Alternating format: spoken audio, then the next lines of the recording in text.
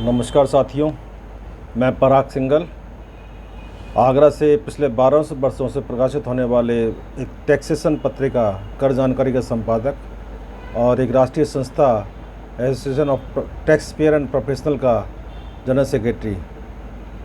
समय समय पर आपके साथ मैं टैक्सेशन पे और विभिन्न महत्वपूर्ण विषयों पर चर्चा करने के लिए प्रस्तुत होता हूँ।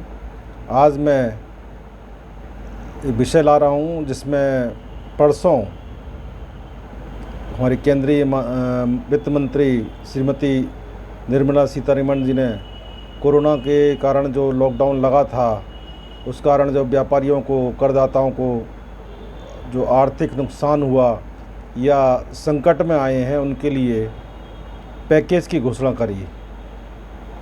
पैकेज की घोषणा किस आधार पे की गई ये तो मैं नहीं कह सकता, सरकारी आंकड़े हैं, सरकार का अपना अध्ययन है। लेकिन जैसा माननीय वित्त मंत्री ने कहा कि 50,000 करोड़ रुपए का लोन गारंटी हेल्थ सेक्टर को दिया जाएगा, जबकि 60,000 का अन्य सेक्टरों को दी जाएगी।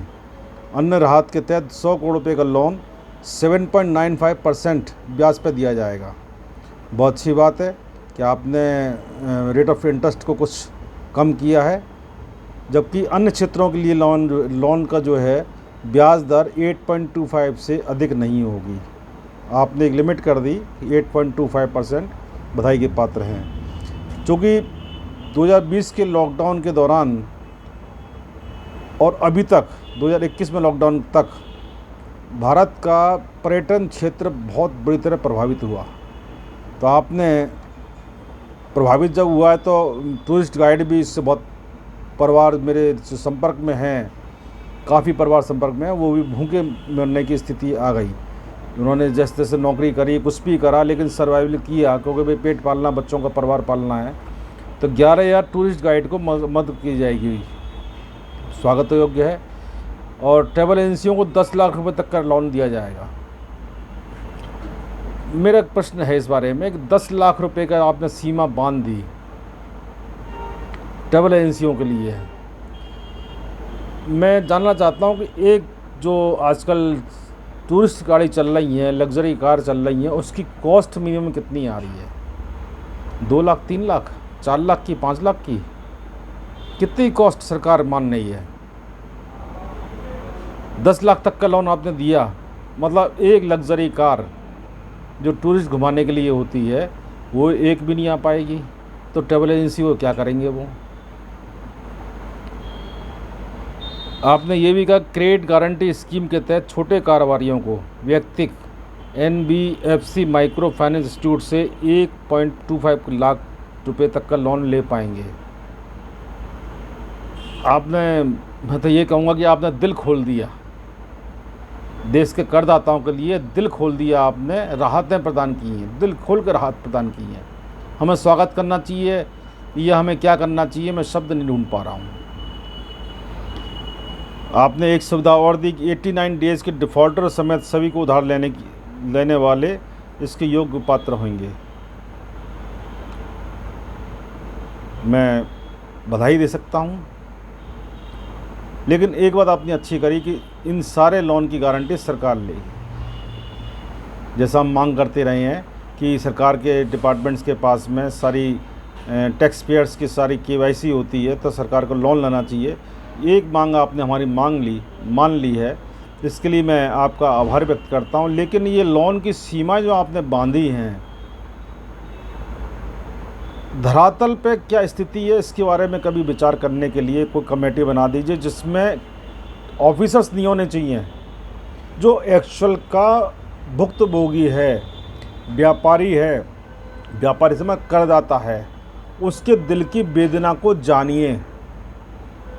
1 साल से 24 मार्च 2020 से आज दिनांक 30 जून 2021 तक टूरिस्ट बंद है।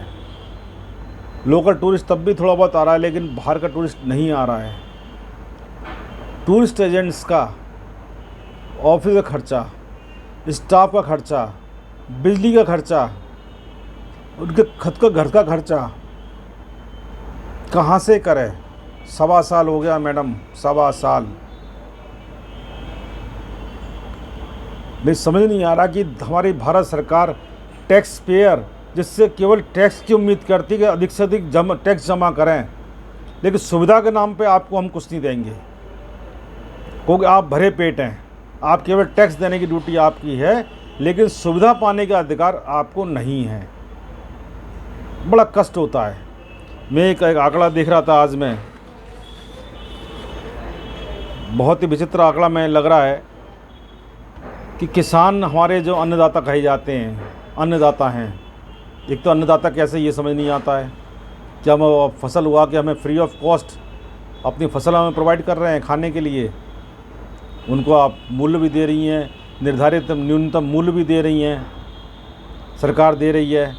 उसके अलावा सब्सिडी के रूप में 1,20,500 करोड़ रुपए की सब्सिडी आप प्रोवाइड किसानों को कर रहे हैं। 70,000 करोड़ रुपये 17-18 में दिए, क्रेडिट सब्सिडी 20,000 करोड़ रुपये 17-18 में दिए, फसल बीमा सब्सिडी 6,500 करोड़ रुपये दिया 18-19 में, मूल्य समर्थन का व्यय 16-17 के लिए 24,000 करोड़ रुपये दिया आपने, वार्षिक राज्य सब्सिडी स्टेट सब्सिडी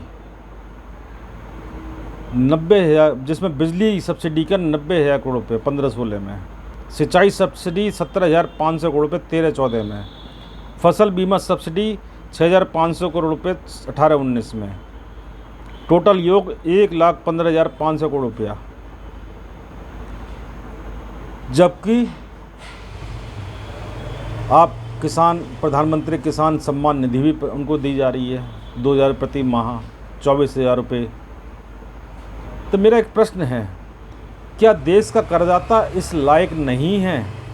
क्या देश का करदाता इस देश का नागरिक होने नाते ये अधिकार नहीं रखता है कि वो ज़िंदगी भर टैक्स देता आए? उसका कर्तव्य केवल टैक्स जमा करने का है, अपने भविष्य की गारंटी लेने का कोई अधिकारी नहीं है। अभी लॉकडाउन के दूसरे फेज़ में, कोरोना का दूसरे फेज़ में लॉकडाउन जो लगा था, हजारों लाखों परिवार के सदस्य या खुद मुखिया स्वर्गीय हो गए। अस्पतालों का बिल मेरी जो निगाह में अखबारों से और जो पता पड़ा है 9-9, 10-10 लाख, 25-25 लाख रुपए का आया। मेडिक्लेम भी नहीं मिल पाया। कहाँ से खर्चा करें? उस पर 15 जून में आपका एडवांस टैक्स की फर्स्ट इंस्टॉलमेंट की तारीख थी। कुछ भी हो जाए, लेकिन टैक्स दाखिल करना है, आपको टैक्स जमा करना है। तो सरकार की सब्सिडी कहाँ से देगी? गरीबों को अन्न कहाँ से बांटेगी? तो मेरा, जैसे मैंने पिछली वीडियो में कहा था कि 1961 का जो इनकम टैक्स एक्ट है, मैं फिर जोड़ रहा हूँ उस एक्ट से। उस एक्ट में जो सोच बन गई है कि करदाताओं को केवल दंडित करना है, करदाताओं को कोई सुरक्षा गारंटी नहीं देनी है, कोई सुरक्षा नहीं देनी है, ये जो नीति बन गई है, इसमें बदलाव लाना बहुत आवश्यक है। अदरवाइज़ मैं एक दावे के साथ कह सकता हूँ कि यही स्थिति रही तो टैक्स चोरी पे विराम तो लगेगा ही नहीं, बल्कि जनता में कहीं विरोध के सुर न खड़े हो जाएं। मैं अपनी बात माननीय प्रधानमंत्री जी को, माननीय वित्त मंत्री जी को, माननीय मुख्यमंत्रियों को, सभी राज्यों के मुख्यमंत्रियों को ये संदेश देना चाहता हूँ, कृपया करदाताओं के लिए भी सोचें, उनको सुविधा दें। मैं गारंटी से कह रहा हूँ, बहुत सामान्य व्यक्ति हूँ, कि देश में 136 करोड़ की आबादी में मात्र 1,38,00,000 पंजीकृत व्यापारी हैं जीएसटी में, जबकि भारत की 136 करोड़ की आबादी है, 5 करोड़ खुदरा व्यापारी हैं, ट्रेडर्स हैं।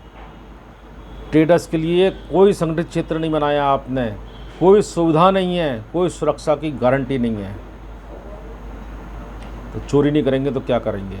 मैं चोरी का समर्थन नहीं कर रहा हूँ, लेकिन प्रश्न कर रहा हूँ कि चोरी नहीं करेंगे तो क्या करेंगे? मैं ये प्रश्न आपके समक्ष छोड़ रहा हूँ, प्रस्तुत कर रहा हूँ अगली वीडियो फिर लेके आऊँगा मैं। अगली वीडियो में फिर अपनी बात करूँगा कि हम देश का, सरकार से बात करना चाहूँगा कि हम देश का टैक्स जो रिकवरी है उसको 5 गुना कर सकते हैं। रजिस्टर्ड व्यापारियों को 5 गुना आज कर सकते हैं हम। टैक्स पेयर्स की संख्या 5 गुनी कर सकती है, जबकि 14% की ग्रोथ आई है 18-19 में, बहुत अच्छी ग्रोथ है। 5 गुना कर सकते हैं, लेकिन सरकार को ईमानदारी से और इच्छा शक्ति से प्रयास करना पड़ेगा। हम बैठे हैं, हम देंगे सजेशन आपको कैसे करना है, क्योंकि हम धरातल के व्यक्ति हैं। धरातल रिपोर्ट हम पे है।